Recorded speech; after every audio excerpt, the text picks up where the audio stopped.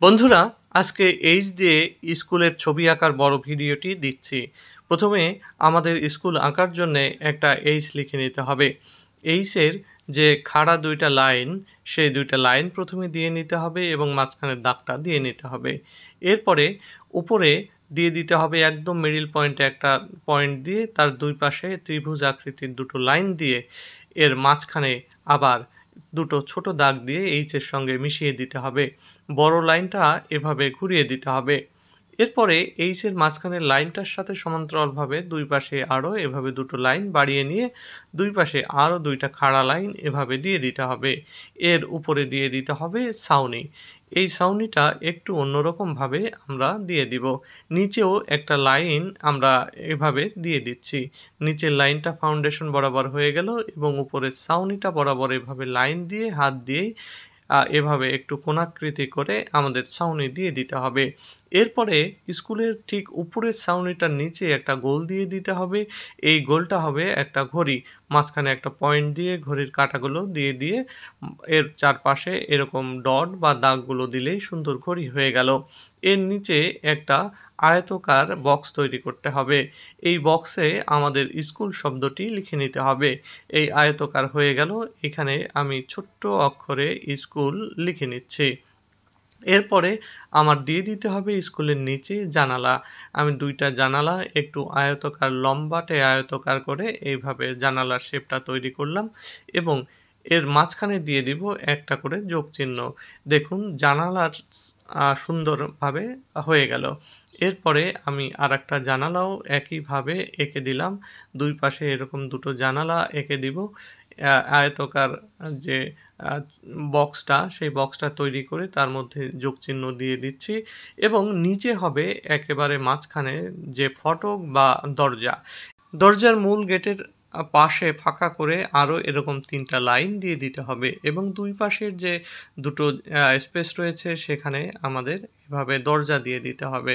সুন্দর করে এই লম্বাটে আয়তকার বক্স এবং তার মাঝখানে এরপরে আমাদের নিচে ফাউন্ডেশনের লাইনে আরেকটা লাইন দিয়ে দিতে হবে। এতে যে ভিত্তিটা সেটা চওড়া দেখা যাবে। এবার দরজার ২ পাশ থেকে ২ টো লাইন এনে সামনের দিকে চওড়া করে ২ টো লাইন, এরপরে আরও ২ টা লাইন তার পাশ দিয়ে দিতে হবে। এবার একটা বেড়া এঁকে দিতে হবে। একদম শেষ মাথায় শেষ প্রান্তে এসে এরকম ২ টা করে পিলার আমরা দিয়ে দিলাম। আর ২ টা লাইন দিয়ে এরকম মোটা, মোটা পিলার দিয়ে তার গায়ে বেড়ার যে আরেকটা অংশ থাকে সেরকম আমরা দিয়ে দিলাম। এবার বেড়ার ভিতরে আমরা দিয়ে দিচ্ছি ফুল গাছ। প্রথমে এরকম করে একটা ফুল গাছ দিয়ে দিলাম এবং এর কাছে আরেকটা ফুল গাছ এরকম দিয়ে দিলাম। ফুল গাছের ঝাড় এগুলি। এর নিচের পার্টে সবুজ এবং উপরের পার্টে বিভিন্ন ফুল থাকবে। এরপরে আমরা স্কুলের পিছনের দিকটায় এরকম একটা দাগ দিয়ে দিলাম এবং সেখানেও ২ পার্ট করে দিচ্ছি। নিচের পার্টটা বেশি সবুজ, উপরের পার্ট হালকা সবুজ এবং এর উপরে একটা ভি দিয়ে স্কুলের উপরে একটা গাছ এঁকে দিচ্ছি। এই হলো গাছের পাতার গ্রুপগুলো ডালের সঙ্গে যুক্ত থাকবে। ২ পাশে আরও ২ টা পাতার গ্রুপ, উপরে একটা পাতার গ্রুপ। এবার আকাশে এঁকে দিতে হবে একটা সূর্য। সূর্যটাকে গোল করে এঁকে দিয়ে তার চারপাশে কিছু রশ্মি আমি এভাবে দিয়ে দিচ্ছি।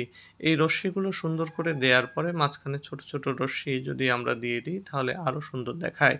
এবার আকাশে পাখি দিয়ে দিচ্ছি। দেখুন কত সুন্দর পাখি হয়ে গেল।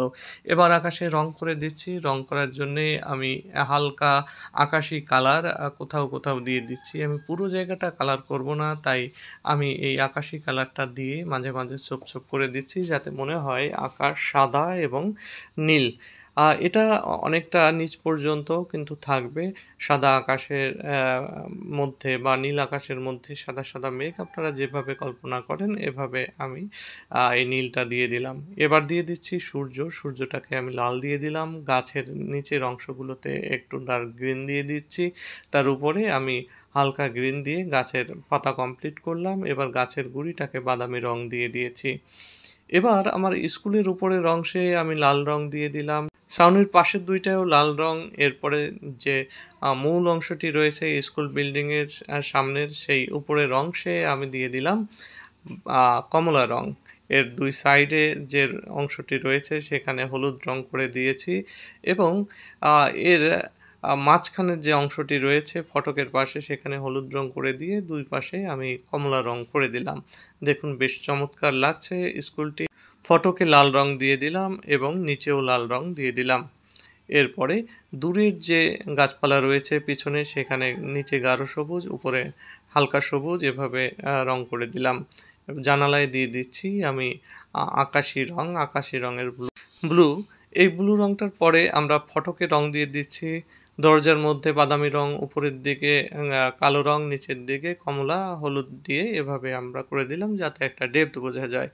এবার ফুল গাছগুলোর উপরে হলুদ এবং নিচে এভাবে সবুজ দিয়ে দিচ্ছি। এরপরে পুরো গ্রাউন্ডটাকে আমি হালকা একটা সবুজ দিয়ে ভরাট করে দিচ্ছি। পিছনের গাছপালা থেকে শুরু করে সামনে পর্যন্ত একই রঙের দিয়ে দিচ্ছি। কারণ আমার কাছে এর থেকে হালকা সবুজের কোনো গ্রেড নেই। তো এই সবুজ প্রান্তর এবং বেড়াগুলো দিয়ে দিলাম বাদামি এবং যে রাস্তাটা রয়েছে সেখানে আমি দিয়ে দিচ্ছি পিঙ্ক কালার এবং তার মধ্যে বাদামি কালার ২ টা মিলেমিশে একটা সুন্দর রাস্তা তৈরি হবে। রাস্তার ২ পাশে কমলা রং দিয়ে শেষ করলাম। কেমন লাগলো তোমাদের?